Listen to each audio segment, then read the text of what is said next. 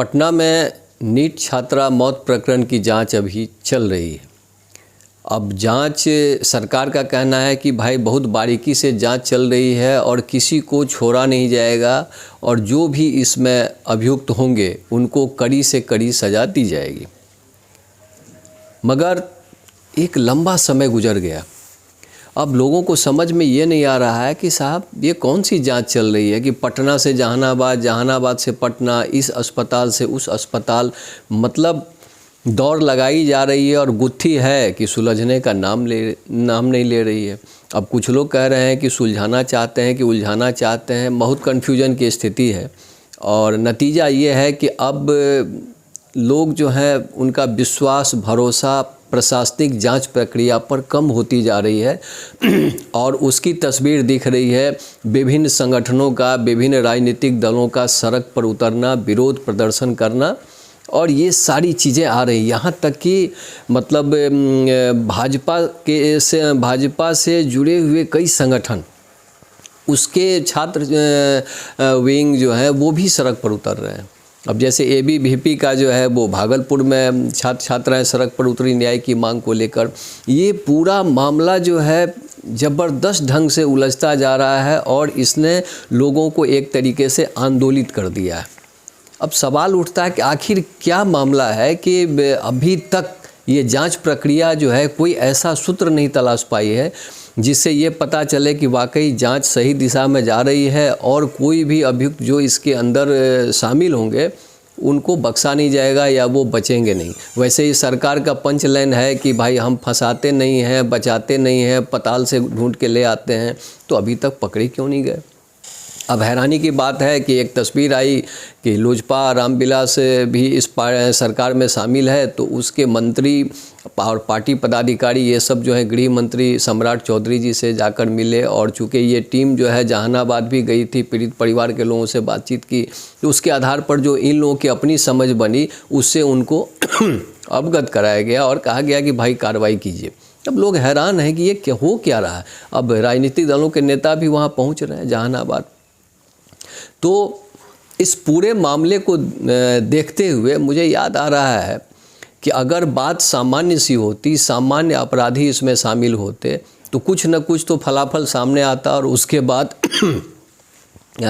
प्रशासन और सरकार पीठ ठोकती कि भाई बिहार की पुलिस तो जांबाज है, जेम्स बॉन्ड है, देखिए पकड़ लिया, ये किया वो किया, जो कई केसेज में हुआ। लेकिन इसमें वो जेम्स बॉन्ड वाली थ्योरी काम क्यों नहीं कर रही है? आखिर पुलिस जो है इतना निष्क्रिय क्यों है? तो मुझे याद आ गया बॉबी कांड जो विधानसभा में हुआ था। एक टेलीफोन ऑपरेटर श्वेत निशा त्रिवेदी उर्फ बॉबी वो काम करती थी और फिर बाद में जो है एक बहुत बड़ा सेक्स स्कैंडल हुआ और कई नेताओं की उसमें जो है संलिप्तता की बात आई। और उस समय में पटना के सीनियर SP थे किशोर कुणाल साहब। वो समझिए कि कब्र से लाश निकाल करके फिर जांच वहाँ सब हुआ, बड़ी बारीकी के साथ, तत्परता के साथ उन्होंने पूरी इंक्वायरी की और उसमें कई बड़े नेता फंस सकते थे, लेकिन टाई फिस हो गया क्योंकि दिल्ली दरबार से दबाव आ गया कि नहीं आप इसको छोड़ दीजिए। वहाँ चूँकि किशोर कुणाल बहुत ईमानदार अधिकारी के रूप में उनकी पहचान रही थी, तो उनके मन में एक निराशा आ गई कि मैं जो वर्दी पहना हूँ इसके साथ मैं इंसाफ नहीं कर सकता हूँ, और धीरे धीरे उनको विरक्ति होने लगी। और बाद में आपने देखा कि वो हनुमान जी की शरण में चले गए और हनुमान मंदिर का उन्होंने जीर्णोद्धार करवाया। अब वो इस दुनिया में नहीं है, तो ये अब तो उस तरीके के अधिकारी नहीं। तो अब इससे ये साबित होता है कि साहब समर्थ को नहीं दोष गोसाई, जो समर्थ है उसके खिलाफ कुछ नहीं हो सकता है। अब ये शंका इसलिए जाहिर की जा रही कि आखिर ये मामला उलझता क्यों जा रहा है। कई तरह की बातें आ रही, कहा जा रहा है कि भाई ये गर्ल्स हॉस्टल के अंदर गलत काम भी होते थे। अब उसमें कोई निर्दोष छात्रा या गरीब परिवार की बच्ची जो अपना कैरियर बनाना चाह रही हो उसके साथ अन्याय हो जाता है। अगर साधारण सा मामला रहता तो साहब अब तक कई लोग पकड़े जाते, लेकिन अब चर्चाएं हैं कि इसमें बहुत बड़े बड़े लोग शामिल हैं। अब बड़े बड़े लोग शामिल हैं तो जाहिर सी बात है कि पुलिस जो है उसके हाथ पांव फूलेंगे कि कैसे एक्शन ले नहीं लें। तो वैसे भी बिहार पुलिस की छवि अच्छी नहीं मानी जाती। अभी देखिए 2 दिन पहले मैंने देखा अभी कि बिहार विधानमंडल का जो बिल्डिंग है उसके बाउंड्री के पास जो है बड़ी संख्या में खानाबदोश लोग जो हैं अपना पहुंच गए हैं और वहीं रह रहे हैं, खाना पका रहे हैं, कोई देखने वाला नहीं। अब बात ना है कि उसके बगल में सचिवालय थाना है, 2 फरवरी से विधानसभा का सत्र शुरू होना है और उसके बाद पुलिस की निष्क्रियता देखिए कि वहाँ पर बड़ी संख्या में लोग आकर के रह रहे हैं, खाना पका रहे हैं, दीवार गंदा हो रहा है और पुलिस भी देख रही है, उधर से बड़े बड़े अधिकारी भी गुजरते हैं। सब लोग देख के हैरान है कि जब विधानमंडल के पास कोई इस तरीके से कर सकता है और पुलिस को कोई माने मतलब नहीं है, तो फिर इस राज्य में, इस राजधानी में कुछ भी हो सकता है। अब आप बताइए कि इतनी बड़ी संख्या में हॉस्टल का संचालन हो रहा है, गर्ल्स हॉस्टल हो, बॉयज़ हॉस्टल हो, वर्किंग वुमेन हॉस्टल हो, जो भी हो, सरकार के पास कोई रिकॉर्ड है क्या? कोई रिकॉर्ड नहीं होगा, क्योंकि जब घटना घटती है तो पुलिस वाले दौड़ लगाते हैं, बाकी समय में जिसको जो मर्जी वो कर सकता है।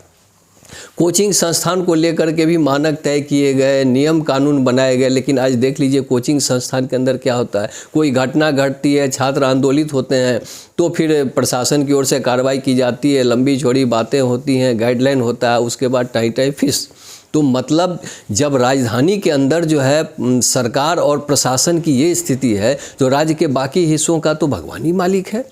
अभी कई ज़िलों से खबरें आ रही हैं मारपीट, इवन मारपीट और क्या कहते हैं डकैती, चोरी वगैरह वगैरह। पटना में ही जो है छात्रों के हॉस्टल में बमबाजी की घटना आ गई।